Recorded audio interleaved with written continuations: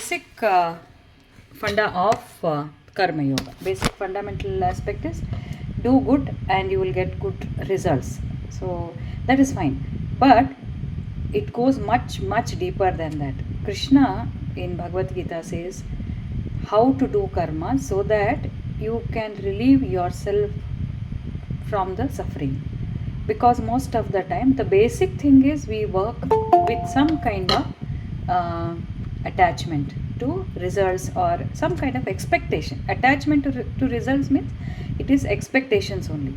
So here he comes again and again, he thrashes out and he says, never have attachment, work with detachment. Enlightened people work with detachment. Nirashi nirmamo bhutva anasaktaha. He has used different words, different ways he tries to make us understand, and there is a lot of repetition so that we never forget that working with detachment is the only way for a spiritual seeker. For an ordinary person who has not yet had the taste of spiritual path which we are all enjoying, because of which we get attracted to Krishna and we come and assemble here and we discuss, because we have tasted that devotion, nothing but that. So once we start tasting, then he gives more and more insights into how we have to perform the allotted work to us. Nothing, he's making it so simple. Just change the attitude. So when he tells that, he has given different criteria to call it as a karma yoga. So he says work with detachment, just concentrate on the work. Very simply, it means that you focus on the process, not on the end result. Focus on your standard procedures, focus on the protocols, because the results will be automatically taken care. Even if you don't bring Krishna into picture also, when you focus on the protocol, obviously the end result will be mostly it comes out in the successful way, or it comes in the way it has to come, not in the way which we expect. So all these different what I should say aspects of karma yoga he describes. Work without focusing on your effort only, and that is what is within your hands, without any attachment. And he says follow the responsibility, whatever is allocated to you, whatever is your basic responsibility. Do not run away from that. You must and should you must carry out your allotted responsibilities. Then he says do it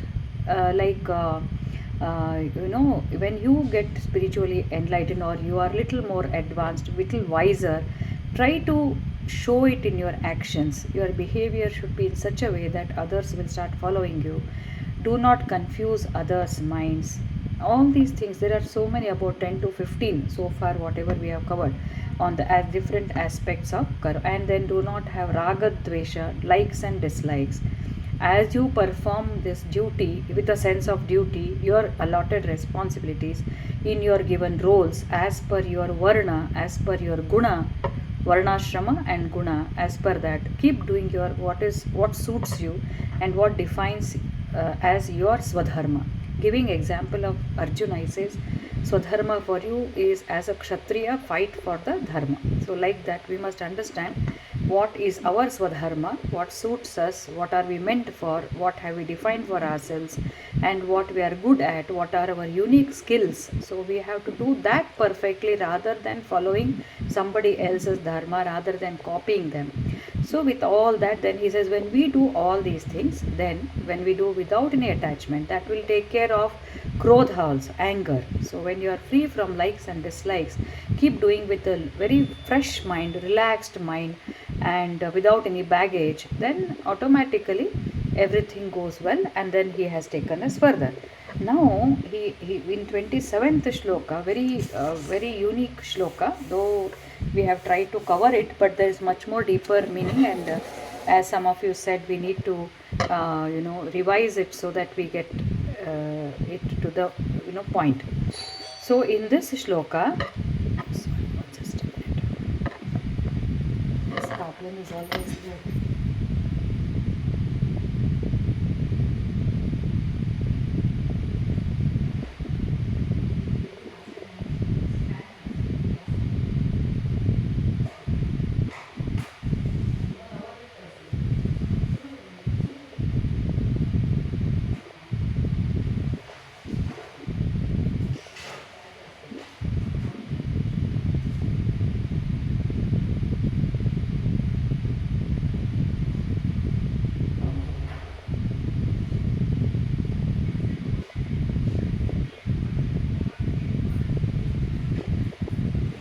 So, in this, the shloka says, Prakritehe kriyamanani gunaihi karmani sarvashaha ahankara vimudhatma kartahamiti manyate.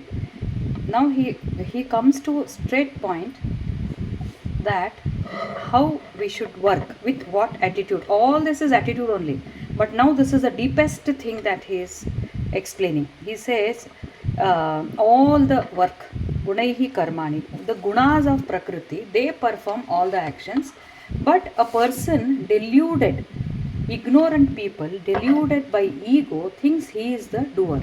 Actually prakriti is doing. Now we must understand what is prakriti and what are these gunas and what is ahankar. It is not as simple as it is called as ego, but then it is how to work, with what attitude you should work, and how this work alone can take you towards liberation. How this work alone can take you towards liberation. So this ahankara, we will come to that and then we come to the previous statement. What is this ahankara? Ahankara is one of the aspect of the mind. So this ahankara is that which identifies with all the activity we are doing. Please concentrate on every word. Every ahankara thinks this is I have done this, I am taking the class, you are attending the class, that means you, Suvarchala is attending, Pratibha is taking the class. So this identification of this I is called as ahankara. Then what is there any other I? Yes, there is. So before that, let us understand what is this ahankara. So we perform all the actions because we see so many things around, isn't it? We see, as I told you, we watch movies, we see our presentations, we work on that, we listen to so many things. These are all the inputs that come to us, and according to that the mind will act. And what action will the mind take in response to something? Supposing we have gone for a wedding, somebody is smiling at you, we in turn want to smile, so mind says smile. Then there is another faculty above the mind. Of course the location is in the mind only, this is all aspects of mind, but there is a hierarchy. The ordinary mind will sense the smile and then it will register. Then registering goes to, medically it goes to the brain, and the brain sends impulses, and then we smile in return, isn't it? Medically, technically, scientifically speaking, this is the reflex action. But actually sometimes we smile, sometimes we may not smile. Sometimes when the person doesn't smile at us, there is something going on in our mind. So that is the input given to the buddhi. So buddhi is not intelligence, intellect. Intelligence is also there, but intellect is what we call buddhi in a philosophical way. So intellect is again a little higher.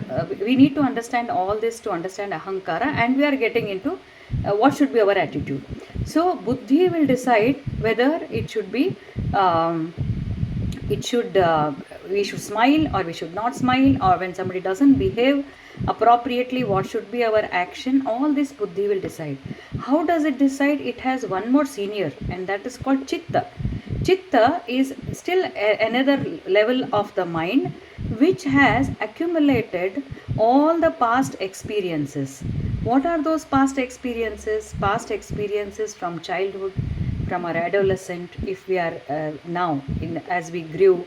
And not only that, it has accumulated all the experiences and our reactions which have happened in our past births. Can you get that? So everything has made layer after layer after so many births, no? How we have reacted to different situations, all that has made an impression on chitta. So chitta is I should say the foundation or the basis on which it will influence the buddhi, and buddhi in turn influences the mind. Are we clear so far? Any doubts in this? Manas, buddhi, chitta. Are we clear about this? Anybody? Yeah, it's clear. Jayachandra clear? Okay. Suvarchala clear? Yes. Yes, ma'am. Yeah. So manas or mind is responding to the sensory objects around, through the sense organs. Mind is beyond the sense organ, eyes, ears, and all. Objects are objects by which we see, we hear, and all that. Mind is grasping that, and then it reacts. It reacts in a way. It will tell, as I said, the face will smile, or we go near them, we walk, or we pat on their shoulder. So these are all the actions. So this is how the mind is responding. But what it should do is told by the buddhi based on the chitta past memories.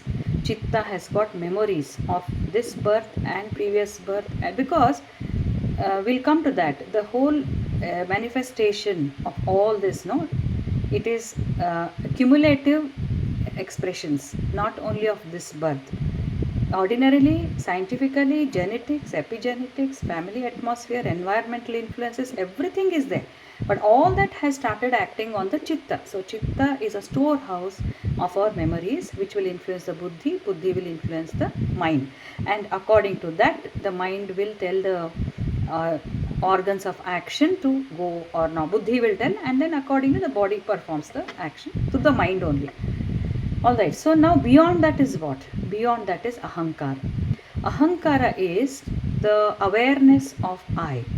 Ahankara, ordinarily we say it is ego, arrogance, misbehavior. No, that is one way, but philosophically ahankara is at a higher level, which is the awareness faculty of the mind. Please try to concentrate. It is above that. It is observing. It is observing the. Observing means it's aware. I am going here. I went there. I came from there. I did the shopping. I did the marketing. So all this grossly, it is making statements like this. But if you train that ahankara, it can also observe your chitta, buddhi, and manas. It will also observe.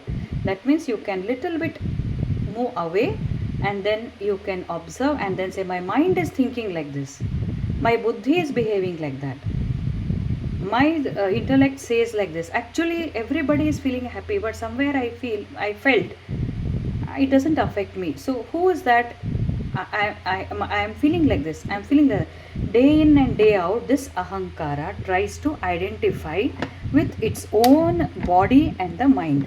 So ahankara is the faculty of the mind which is identifying itself with this body and this mind. Are we clear so far? The mind, the buddhi, the chitta, and the ahankara. Ahankara is the highest, it is not told in a negative sense. It is one of the prakriti only. So now I'll come to prakriti after. So this is how, in a subtle way, the human mind is organized. Are we clear so far? Any doubts regarding this? Ma'am, yeah, tell. I have doubt. Ma'am, in last class, ahankara you told as a subconscious mind. Yeah. It is chitta. Actually, it is chitta. Chitta, ahankara, they're very close. Yeah. Now I'm differentiating.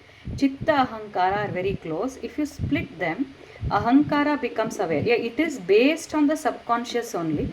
Its awareness also is there, but very clearly defined. Today I have come little more prepared from Swami Sarvapriyananda's lectures, and also Swami Ranganathananji's lectures, and one more is there's one more called swan.com from internet, very evolved. Maybe that swan refers to Paramahamsa. So there they differentiate the chitta and the ahankara. So ahankara is the one which makes it aware based on it tries to become aware of all the three lower faculties. Clear? Anything else? Any other doubts? So chitta is very close to ahankara, but ahankara basically means that it is awareness of the mind-body complex. All these are related to mind only. So my mind thinks like that, I think like that, I don't think like that, I prefer like this. That I which comes in the regular routine practice, whatever we are saying, is the ahankara, also called as awareness. Now I will come to, then is that the real I? This is mind consciousness, body consciousness. Is that the real I? No, that is what Krishna says. Ahankara vimudhatma kartaham iti manyate. Deluded by this ahankara, man thinks he is performing. then are we not performing? Are we not? Am I not telling Bhagavad Gita? Am I not reciting the shlokas? Are you not hearing? Yes, you are, but this is the ahankara. This is not the true I. I will call it as I1. So the true I is what? True I is the witness consciousness, Satchidananda, Atma, which is within us. This awareness is there. Even you can actually observe your mind. If you close many times, I think, with after doing all these practices, meditation and all, you will also be aware where your mind is going, how it is reacting, why did I react like this. So this awareness is there. It is also a higher faculty of the mind. It's not as low as I'll just restlessly going here. No, it's not. It is quite an evolved faculty, but it is not the I. It doesn't stop there. That is a lower relative truth, it's called. Anyway, we call it as a awareness, I1. What is the real I? Real I is something different, and we must you listen to me carefully and be aware of this also. Real I is the within ourselves, but that does not do anything. It will just illumine all this, illumine the mind, illumine the buddhi, illumine the chitta, illumine the ahankara. That is called pure consciousness. Pure consciousness or Satchidananda, Paramatma, everything you can say. So that doesn't perform, but it illumines. Without that you cannot. So next time you can read. I don't want to go too much in detail. There is something called Drishya Viveka. Drishya Viveka. Maybe Padmini and all would have heard from Swami Sarvapriya. Very beautiful 12 videos are there on Vedanta. This is what is the complete Advaita Vedanta. So then this is a consciousness which we are all supposed to think that is I. We are not this I. What I am talking, I took Bhagavad Gita class today. No, that is not I. That is Ahankara. That is Prakriti. So the real I, that we come to Prakriti. The real I is different from this Manas, Buddhi, Ahankara. This is part of my body. The real I is different. The real I is different. This real I is the one which shines, which illumines. That means by itself the mind, buddhi, chitta, ahankara will not perform unless this Atma is always illuminating them. They perform only under, it's not energy, they shine. They shine means, supposing when you see something, then the reflexes go through the optic nerve, it goes to the brain, and then the brain perceives. So to that, for that perception, for those actions which are taking place in the body, it has to be illuminated by Atma. It is not inertly sitting, it is shining, self-illuminated. These are not self-illuminated. Manas, Buddhi, Ahankara, they are not functional without that Atma. Therefore, they don't function when you sleep. When you sleep, no, it is not actively, whenever you want to start acting, I mean, it is illuminating, but no activity is happening. It's just sleeping. So whenever you start any activity, you desire, I mean, the mind sets, I should go there. It perceives, it wants to act. Then immediately this will illumine. It is a reflex phenomenon of this illumination. I will stop here. I will not go beyond this. But just understand that Krishna says, we are Satchidananda. We are witnessing whatever is happening. And what is happening is part of the Prakriti. Now, what is this Prakriti? What is the nature? Prakriti is again a creation. There is Paramatma, Parabrahma, and he creates with Mahatattva Prakriti. And Prakriti creates everything. Everything means everything around us. The living, non-living, trees, plants, animals, everything. These are all, and then along with that, if you see Bhagavad Purana, they say Deva Devatas also will come, then the human body will come, and in human body, subtlest form of creation. And these are all created by those three gunas only. Prakritehe kriyamanani gunaihi karmani. Gunaihi, guna is sattva, rajas, tamas. So based on their permutation combination, again another 1 hour we can discuss on how each one derives from each guna. Alright, that's not required now. So the Prakriti or the creator or creation, Prakriti, nature is what I should say, active form of that creator. Creator is just sitting and illumining, including in our body. but activity is taking place by Prakriti. So Prakriti creates. What are all those creations? Sense organs, organs of actions, organs of perception, and five elements which we discussed last time. Along with that, she we call it as Prakriti is considered to be Durga or nature or mother. So along with that, this Manas, Buddhi, Chitta, Ahankara. These are all the parts of this creation. So because whenever there's something is seen, it acts and it is performing its action. That is not the me, that mind, that body. That body is also created by, is part of Prakriti. So that is not the real I. Real I is this. So if you put your mind, if you are aware of, if you are thinking that that is my real I, then ahankara vimudhatma, that is the meaning. That means do not become deluded by this ignorance. Now we have learnt. What have we learnt? The real I is within. It is not doing, it is only an observer, and it illumines. And this ahankara, everything, whatever actions we are doing, is because of Prakriti. Ahankara is aware, it is a lower awareness, but it shines. I mean, the mind is like a mirror on which the Paramatma shines. They say it is like the moon. Moon is what? Real moon is witness consciousness, Atma. And if you see the reflection, that is ahankara. Ahankara is awareness.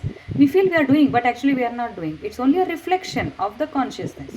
I hope I am clear. Your mind is like a mirror, or mind is like a water in which you are seeing the moon. So that reflected moon is awareness. That means we are all performing. We are all performing because some light is reflecting on us and it's appearing like we are doing. But real thing is inside. That is the real original source of light, is the Atma. I have tried to simplify as much as possible. This is what I have understood. I hope any doubts in this so far. Anything? Is that clear? So just try to imagine. Today I had my food. How did I have my food? There was a food, that is a sense object. There were five. I saw that. I smelt it. I tasted it. So I had my food. There is sense organ. There is a sense object. There is a sense organ. I tasted. I had it. I went to the dining table. I had it, and I performed this. All the time I am saying I did. You did not do. You are the Atman. This is what Krishna is asking us to dehypnotize ourselves. We are hypnotized by this because we are living and we are conditioned. We are conditioned like this. So Krishna is saying dehypnotize. That is not you. That is Prakriti. You are in Bhakti Marga, you and I are same. Jnana Marga, Aham Brahmasmi. You is the Brahma or the witness consciousness which is observing, and something else is doing. So do not get affected. Do not get affected. The practical implication, I'll come back to that. Try to understand this principle to separate these two. Prakriti is what we think, what we do, what we act, what we are aware, how we make choices. Everything comes in Prakriti. And the witness consciousness, observer, is the real I. Aham Brahmasmi. This is the basic funda. With this attitude we must work. So when we work with this, everything is happening involuntarily, automatically, just like digestion, heartbeat, respiration. Nothing is, we are not, are we contributing? Do we say I digested? Do we say it's happening involuntarily? Exactly, we should come to this plane and imagine that whatever we are doing now, even spiritual interaction, is because ahankara assumes that I do. Ahankara assumes, but that is the nature of Prakriti that performs all this because of reflection of this. But the real person is a witness. So real person is a witness. It is not I, it is the Prakriti which is doing. I am not the doer. I am just an observer. This is Sankhya philosophy, Advaita philosophy, Vedanta. It's quite a deep thinking. But when you do in this perception, no, I am just a role. My mind is part of Prakriti. My body is part of Prakriti. Isn't it? I am not the emotions. We'll come to that shloka, to that song today again. So this is the fundamental principle of this. So Prakriti Kriyamanani Gunaihi Karmani Sarvashah. Because of these three gunas, sattva, rajas, tamas, which percolate through all these, sattvic mind, sattvic buddhi, sattvic chitta, sattvic ahankara, sattvic sense organ, I mean perceptions, everything is into sattvic, rajasic and tamasic. So everything in this world is prakriti. It belongs to either of these gunas. So based on that interaction, all the activities taking place. Because isn't it, when we want to speak truth, we are sattvic. When we want to murder somebody, we are tamasic. So everything is happening in the world. So gunaihi, it happens like that. And why a person murders and why a person commits, I mean goes to some sadhu and does all good things, good karma, good service? Because he has chosen. Who chooses is the mind, buddhi, chitta. He keeps on doing that. So last time we told about free will. Free will is nothing but the buddhi, or the choices that we make. That free will is choices that we make. So always if we are conscious of such things, no, if we become spiritually aware, then these things will become more and more refined. We go to sattvic state, and then one point of time we break that barrier of ahankara and become one with God. So how long will this happen? The consciousness is always there, this birth, next birth, next birth, always. Then why is it taking birth? Because the chitta is there, no? That chitta, all these manas, buddhi, chitta, ahankara, all that form the subtle body. I told you, sukshma sharira. That means whatever samskaras we are taking, they form the karma. They make our prarabdha karma. As long as we have developed attachment, we have to clear off that, no? So we keep on taking birth until when we, through our extreme spiritual practices, we start realizing, we start going inwards, and we feel this detached approach, and then we say, I am just the witness, I am just the witness. That realization, when it comes, then that is the end of the birth and death. So this is a Sankhya philosophy. So then we come to that song that clearly defines, and today we will understand the meaning of that. So far, any queries? So understand, everything related to the mind, emotions, is not I. Everything related to buddhi, the choices I make, is not I. Everything related to samskara, chitta, not I. Whatever I am saying, I am aware of this, I walked and all, it's not I. I am just the observer, Sat Chit Ananda, the bliss, the supreme bliss. We have to have this is called Atma Bhava. Keep having this Atma Bhava and be an observer. Sakshi Bhava it is called, witness. Just be a Sakshi and keep observing, keep enjoying. This is the state which we are supposed to reach through spiritual practices. Previous 2 sessions I have taken on Bhagavad Gita. We have not gone in depth. Jayachandra, thank you so much. When you raised that query, I also, I was interested to know deeper. And though we knew, it's not easy to bring it down to this one. I have tried my level best. Any queries? Have you all got the point? Suvarchala. Ma'am, just one point. Actually, I heard from Brahmakumari's that sister is there. No, I forgot her name. In Shivani.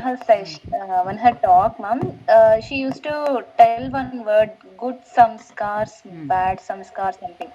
That samskars is something like we will send. The thought process, it is converted into vibrations. Correct.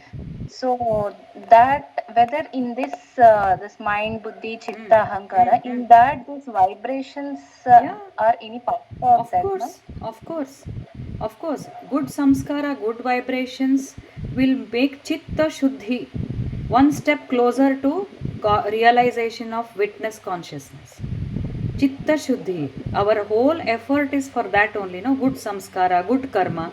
So to reach this state, to reach this understanding, we are following bhakti yoga, karma yoga, jnana yoga, raja yoga, whichever path you follow. All that is to erase as I told, chitta samskaras have come, no?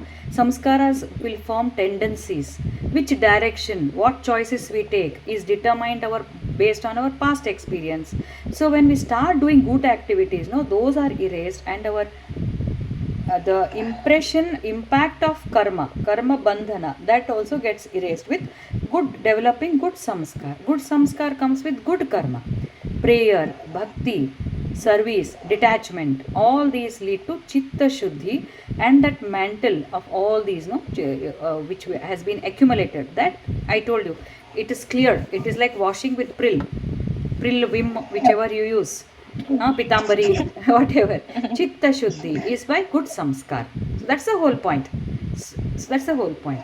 So let me, Okay. yeah. So, but that also comes under Prakriti only. The Advaitis say everything, even spiritual, even Bhagavad Gita, this is also part of Prakriti. We are still in that little elevated phase. As you said, good samskar. So it is not a negative ahankara, but we are going towards, we are breaking that ego and reaching the witness consciousness or Parabrahma, Paramatma, whatever. But this is the way we should go, by denial. So they don't say what it is just Parishuddha Sakshi. Then what is it? It is when we say, I am not this, I am not this, I am not this, I am not this, what remains is Paramatma. That's how Shankaracharya says Neti, Neti, Neti. And also the this Nirvana Shatakam also says it. Manobuddhyankara chitta ninadam. He says, I am not this, I am not this. So he says that is what is the meaning of neti neti. So chitta shuddhi, yes, samskaras are part of Prakriti only. Suvarchala. If I have to tell me anything, I Okay. will tell you where it fits in. You give me any example, I will tell you where it fits in. Uh, First, suppose if we think about any person, I Hmm. mean, regarding his actions. Hmm. So, in my mind, something it is moving, Yeah. but in action, I should convey him nicely. Huh. That is your mind. Your mind is playing. So, Your huh. yeah, but the samskars which I am thinking in my mind, that Huh. will go into nature and it will convert into a vibration, and then it will reach into the other person itself. No, wait. No. In what philosophy we are referring to now, Vedanta, it nature and it is going. No, all are part of the nature only.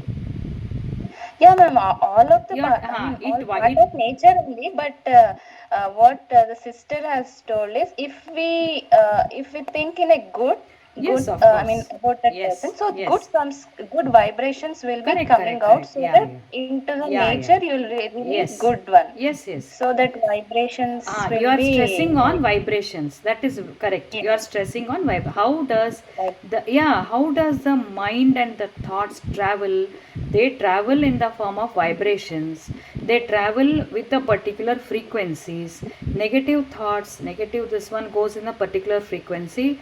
Positive thoughts go with a positive frequency, means that waves, number of waves per minute. hmm, So each yes, one ma'am. has a particular frequency. That's a very valid point you brought out. Not only that, when we our thoughts will generate it will travel with a particular vibrations. And the beauty, Swami Vivekananda says, and I'm sure Sister Shivani also would have told that, it will attract similar, waves of similar frequency.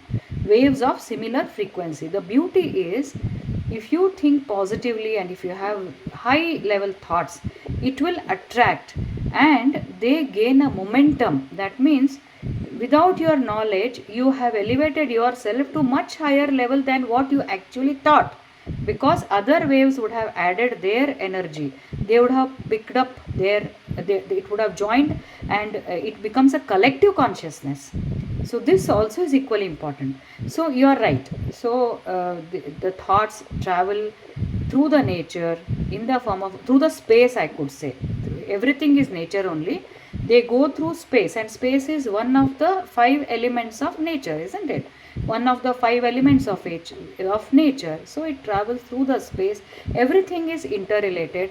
But the point, yeah, that's right. So this is one of the ways you can reach. The point here is, we have to understand that whatever we do, no, samskara and everything, that is not all.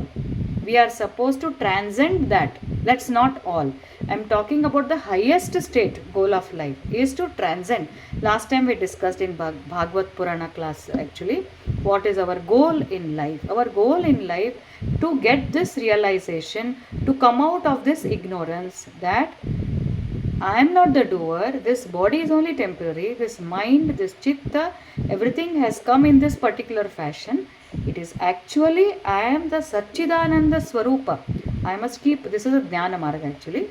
So this is how I can do, but you can approach this through Bhakti Yoga and as you rightly said, Karma Yoga. What you told just now is the path to reach this realization. Clear, Suvarchala? Yes, ma'am. Yeah, Yes. you are very correct, ma'am. Vibrations, yes. And whether you talk or not, these vibrations, even sitting in a remote place, you can influence another person by just merely very strong thoughts about that person. You can influence, you can ask for forgiveness, or you can forgive them, or you can communicate with them. The telepathy actually works. It really works. There's no second doubt. You can all experiment. I have experimented and most of you would have experimented. Anything else? Jaychandra, was that little clear today? Clearer? Yeah, today it's a bit clear. Clearer? Yeah. Any doubts? Yeah. Getting really into the pictures. So Okay. let us continue. Yes. Anything else? If not, okay. Now I will. This whole thing is explained in Nirvana Shatakam, written by. He was. I think it is written by. No, sorry. Yeah, this is Shankaracharya only. Yeah, this is written by Shankaracharya. Okay. So let us. This is relevant, and today we'll get into the meaning of that. So he says.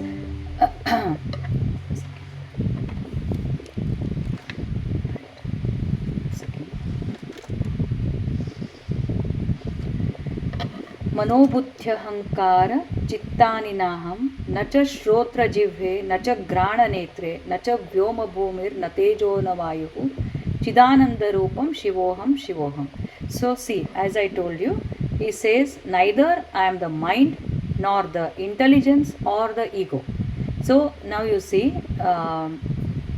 ahankara chitta, they are come now ego. Neither I am no mano buddhi ahankara chittani naham, all the four. Nacha shrotra, shrotra means I am not the organs of hearing or taste or the nose or the seeing. Neither I am the sky nor the earth nor the fire nor the air.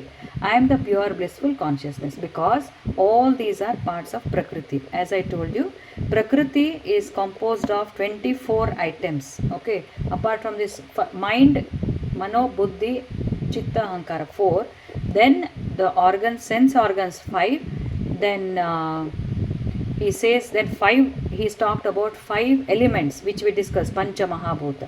I am none of them. So then what am I? Chidananda Rupam Shivoham Shivoham. Nacha Prana Samnyo Navai Panchavayuhu Nava Sapta Dhatuhu Nava Panchakoshaha Nava Panipadam Nacha Chopasthapayuhu Chidananda Rupam. Again he says, I am not what? I am not the Prana.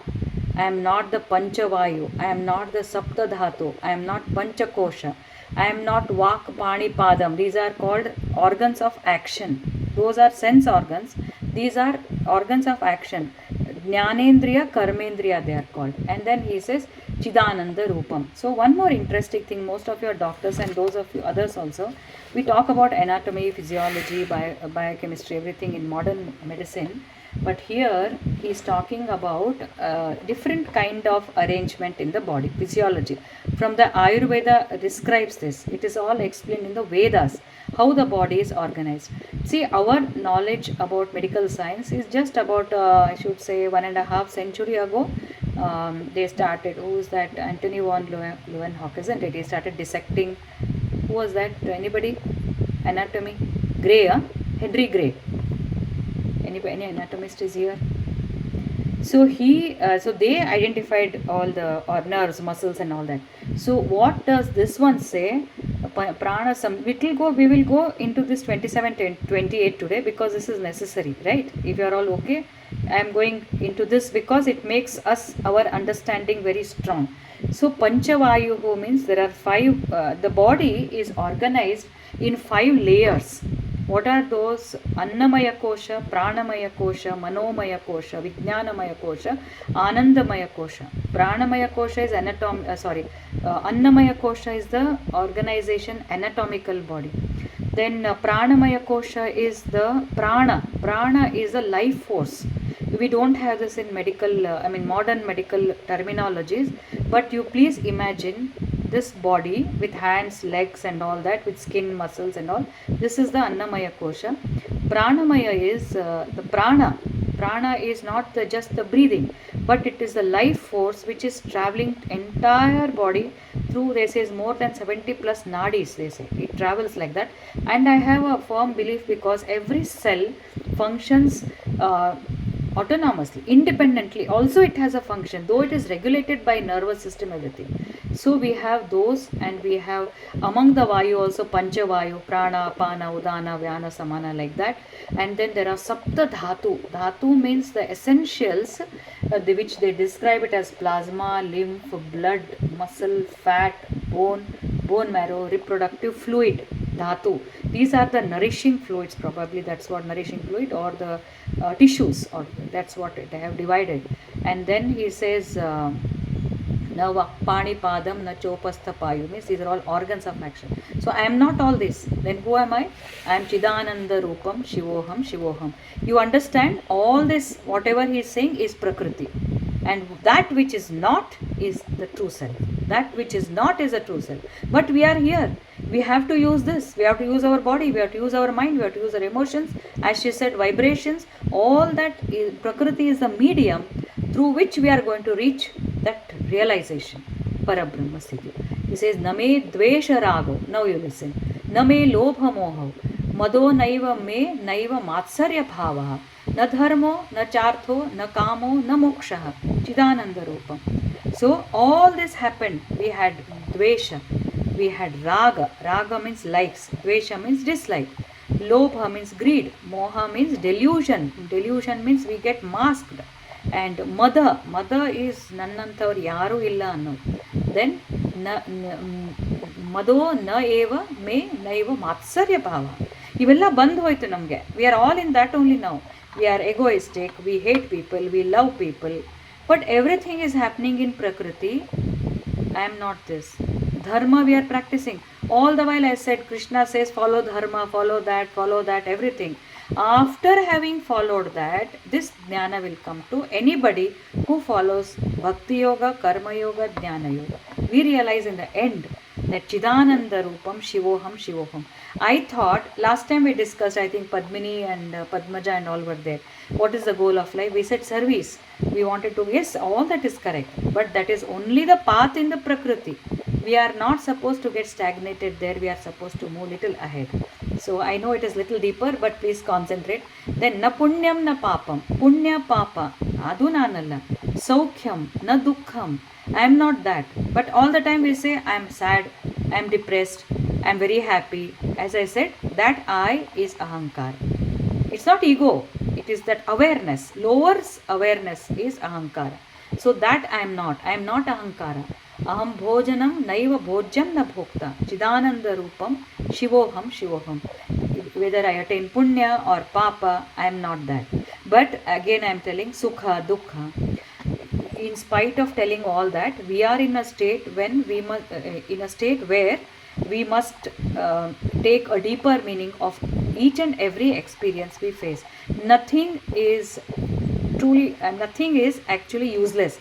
Everything is with a purpose. God has created this Prakriti with his Yoga Maya for us to travel through that, navigate, and then come to me. Come to me andre witness.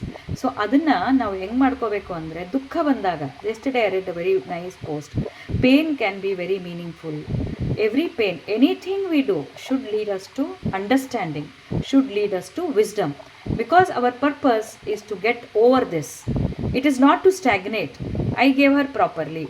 I did not keep quiet. Okay, you give, you don't give, whatever it is, leave it there only. And you must have an understanding. Gunaka guneshu vartante. Next shloka he says, it is just an interaction. I am just an observer, number one. If we cannot feel that also, I am doing God's work. I am just an instrument. It is his creation. If I'm facing any situation, it is his prasada. This is how a bhakta will understand. Bhakta will feel this is his creation. And what do I want? I just want his sannidhya. I want his companionship. I want to be close to him. That is my goal.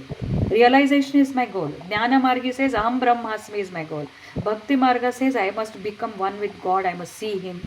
Ultimately he also becomes. But until then he is just adoring God.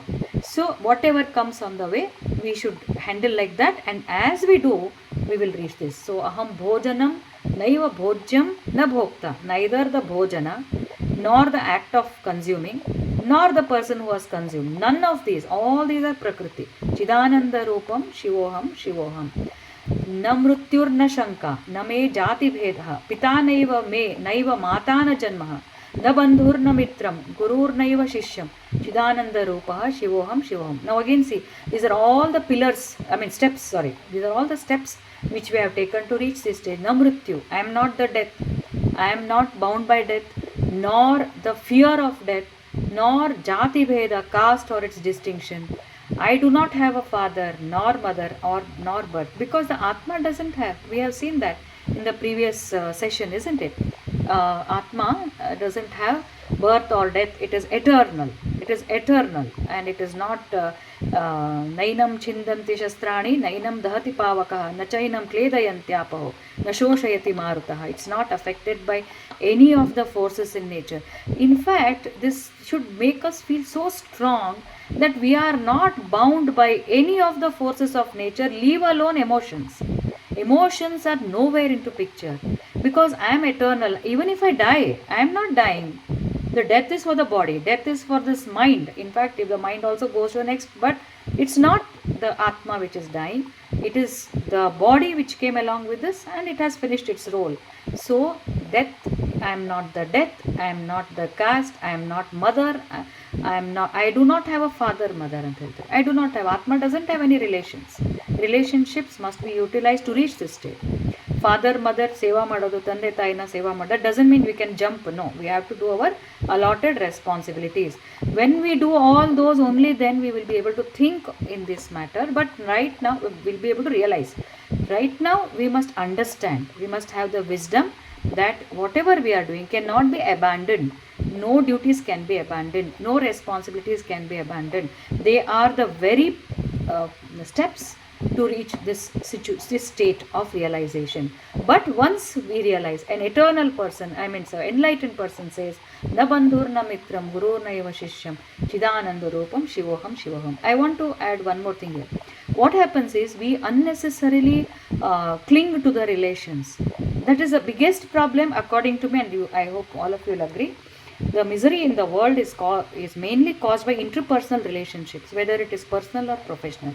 Why? Because we assume that they are permanent relations. When we remember this one, we will understand we are here to just give and take, perform something as per the law, as per the dharma, whichever helps me to evolve. Nothing beyond that. But unfortunately, how Arjuna is lamenting, because he is my uncle, he is my grandfather, how can I fight with him, how can I say anything to them, they are all elders, how can I take panga with them? Never ever. Anybody is wrong is wrong. Today morning I had discussion with somebody, the not one, many families, elderly people, sometimes they lose their balance, sometimes they talk something that need not be taken so seriously, or that need not be attended to also, thinking that they are great. No, Prapitamaha is our Krishna. We are here, we are born to parents, we are born to our grandparents, through them, elders are there. We should show respect. Beyond that, if there is something, based on some conversation I am telling this, beyond that, if there is something which disturbs you, which affects your evolution, then you need to draw a boundary, at least mentally, and do not get affected, and remember your goal. So these are all the things that remind us day in and day out as we are performing our responsibilities. This applies to our kith and kin, near and dear. Whatever required, we should do. Do not be so much clinging. Over emotional attachment will lead to disasters, and that is not required, because it is only Prakriti. It's only a deal based on Prakriti, but following certain rules and regulations. Chidananda Rupam, na bandhur. I don't have na bandhu. No bandhu is permanent. Atma doesn't have Bandhu because Atma is all one. We are all one only. There is no differentiation. So where is the question of Bandhu, Mitra and all? No. But to reach that, we need good relationship. So this is the thing. And lastly, Aham Nirvikalpo Nirakara Rupo Vibhutvacha Sarvatra Sarvendriyanam Nacha Sangatam Naiva Muktirnameyaha Chidananda Rupam Shivoham Shivoham. I am without Nirvikalpa, without any variation, without any form. I am present everywhere. I am substratum of everything. Sarvatra. And behind all the sense organs. Because I told you, it shines. It is self-luminous. What? The witness consciousness. It shines on all the sense organs, sense objects, 5 elements, organs of action, chitta. Everything is illumined. Entire Prakriti. So, I am behind all the sense organs. But neither do I get attached to anything, nor I get freed from anything. I am ever pure, blissful consciousness. I am the Shiva. I am the Shiva. Beautiful Nirvana Shatakam. Suvarchala. Finally, I have fulfilled Thank your you so desire. much. She wanted to know, and it is very relevant to this thing. So we have gone little. It is little dry. I hope we have made emotions are required. No, ma'am, not at all. It No was dryness. no, yeah, all right. Now, each one of you can tell me if there is any kind of clarification required, or yeah, we'll start with Chaitali. Chaitali, what is your view?